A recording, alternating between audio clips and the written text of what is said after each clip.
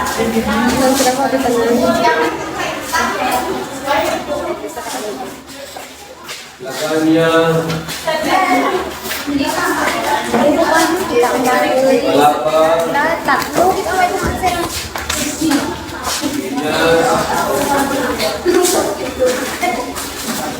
Piruso. Matuyo. Pakadado.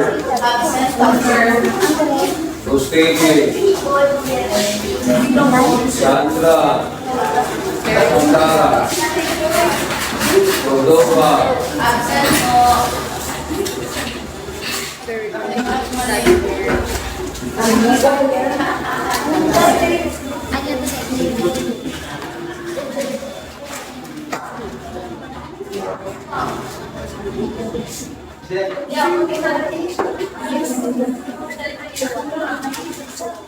Any questions?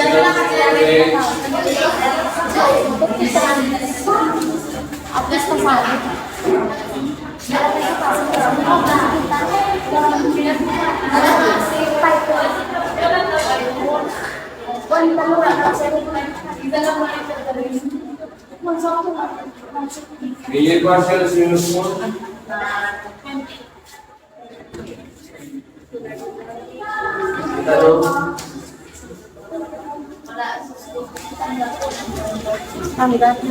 Your grade sa prelim will not appear in your transcript records.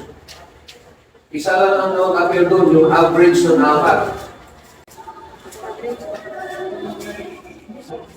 Pwede pang mabawi sa midterm, sa pre-final, at saka sa final. Yung grade nyo sa apat na yun, kukunin ang average, yun ang average, yun ang mag-appear sa inyong transcript records.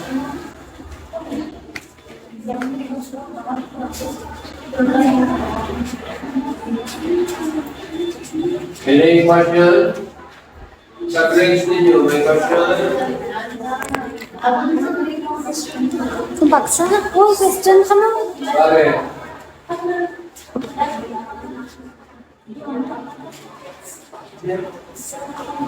Yes? Ano?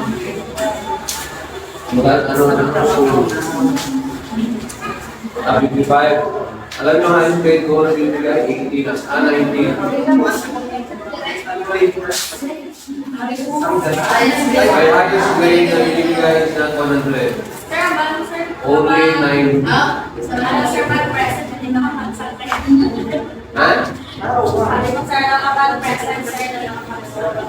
Present ko lang tayo sa mister.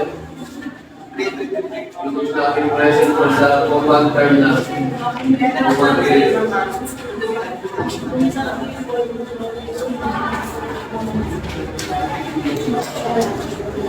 The highest grade that I am giving is 90. So kaya medyo mataas ang standard. Kaya taka kayo siguro, mataas ko nyo, pero grade ninyo, 9-7, 9-8.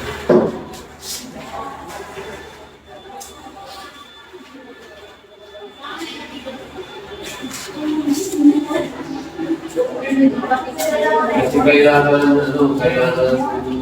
mag-effort pa.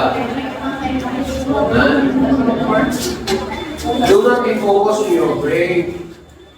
Ang pupusan ninyo yung effort ninyo. Yung puro ng grade, puro kayo grade.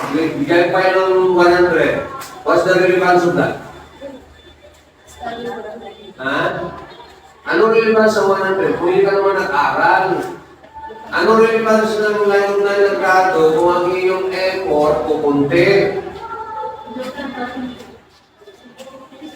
Problema kasi sa inyo na sana kayo kung take effort na yung line of grace. Yan, sana yun yan. Mula kahit elementary hanggang high school. Dati nga ninyo, marami sa inyo, ha? Marami sa inyo elementary, ang daming kailan, ang daming people, pagdating sa college, yun na.